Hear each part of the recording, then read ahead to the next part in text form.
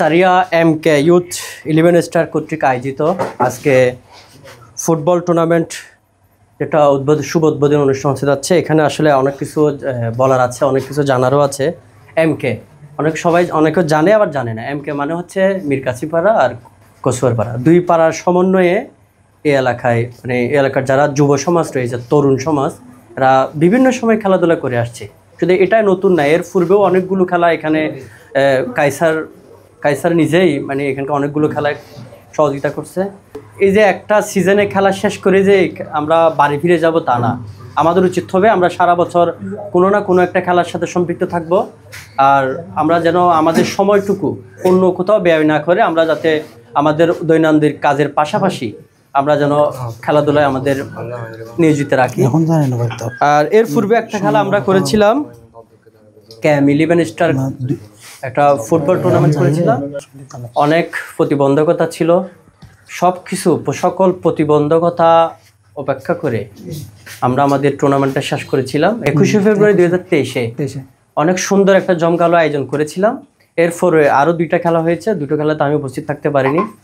এখন এই খেলাতে আমি আশা করি থাকবো। এটা আমাদের এলাকা, আমাদের বাড়ি। তো সর্বোপরি আমি চাই আমার এলাকায় যারা যুব সমাজ রয়েছে, তরুণ সমাজ, তারা যেন অন্য কোনো কাজের সাথে সম্পৃক্ত না হয়ে তাদের দৈনন্দিন কাজের পাশাপাশি খেলাধুলায় যেন তারা মগ্ন থাকে। এই যে এতগুলো যুব সমাজ একসাথে একত্রিত হতে পেরে এই যে একটা খেলার আয়োজন করতেছে, এটা আমার কাছে অনেক ভালো লাগতেছে।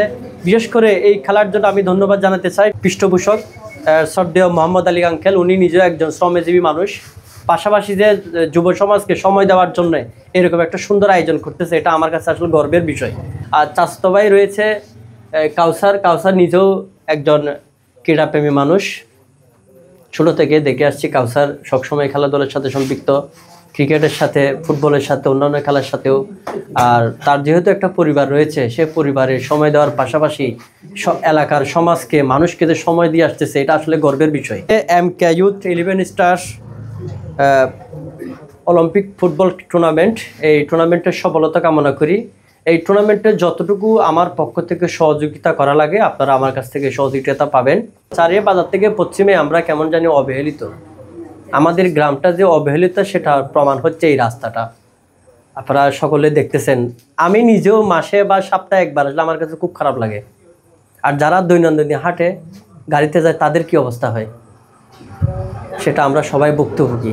আর আমরা ভুক্তভোগী হওয়ার কারণ হচ্ছে আমাদের মধ্যে একতা নাই, আমাদের মধ্যে কোনো একতাই নেই। একতা থাকলে এই রাস্তাটা করা কোনো ব্যাপার না। গত সরকারের আমলে বাংলাদেশের প্রত্যন্ত অঞ্চলে উন্নয়ন হয়েছে, তাহলে আমার এলাকায় হয় না কেন? আমাদের উন্নয়নের জন্য শুধু খেলাধুলা করলেও হবে না, আমাদের উন্নয়নও করতে হবে। উন্নয়নের জন্য আমাদের একটা খেলার মাঠ প্রয়োজন আছে, খেলাধুলা করতে আমাদের মাঠের প্রয়োজন আছে না? আমাদের স্থায়ী একটা মাঠ প্রয়োজন। মিরকাছিপাড়া আর কচুয়ারপাড়া আমি চাই এরকম একটা স্থায়ী কার্যালয় হোক। আর স্থায়ী কার্যালয়ের জন্য যা যা সহযোগিতা করা লাগে আমার পক্ষ থেকে আমি করব। আমার এলাকায় কোনো ক্লাবঘর নাই, বিনোদনের জন্য কোনো জায়গা নেই। আসলে আমাদের নির্দিষ্ট কোনো কার্যালয় থাকতো, আমাদের যদি কোনো নির্দিষ্ট স্থান থাকতো, তাহলে আমরা এই দুর্নামের ভাগিদার হতাম না। কারণ আমাদের নির্দিষ্ট কোনো কার্যালয় নেই, আমাদের কোনো ঠিকানা নেই। আমরা হচ্ছে নির্যাতিত, অবহেলিত এলাকার মানুষ। চারিয়ার পশ্চিমে এই রাস্তা আরও অনেক কিছু রয়েছে, কারণ আমরা হচ্ছে অবহেলিত। আমাদের এখানকার যারা জনপ্রতিনিধি আসেন, মেম্বার হোক, চেয়ারম্যান হোক, ওনাদের অত কোনো উঁচু ক্ষমতা নাই যে কোনো জায়গায় গিয়ে আমাদের জন্য কিছু আনতে পারবে। তারা নিজেদের আখের গুছানোর জন্যে জনপ্রতিনিধিত্ব করে যায়। একতা পোষণ করতে পারলেই আমরা আমাদের অধিকারটা আদায় করতে পারবো। খেলাধুলার পাশাপাশি এই দুই পাড়ার যারা আমরা আছি, সকলে একত্রিত হয়ে আমাদের অধিকারগুলো আমরা আদায় করব। তাহলে আমাদের প্রথম প্রস্তাবনা থাকবে, আমাদের একটা কার্যালয় প্রয়োজন, আমাদের একটা নির্দিষ্ট একটা খেলার মাঠের প্রয়োজন। আর অনেক কথা বলে ফেলছি, আসলে এতগুলো বলা উচিত ছিল না, বলে ফেলছি, ক্ষমা দৃষ্টিতে দেখবেন। আপনাদের এই খেলাটার সফলতা কামনা করি। যারা আয়োজক কমিটি তাদেরকেও শুভেচ্ছা, আর যারা আসছেন তাদের প্রতিও আমার কৃতজ্ঞতা ও অভিনন্দন। আসসালামু আলাইকুম। ধন্যবাদ জনাব আবু শাহেদকে।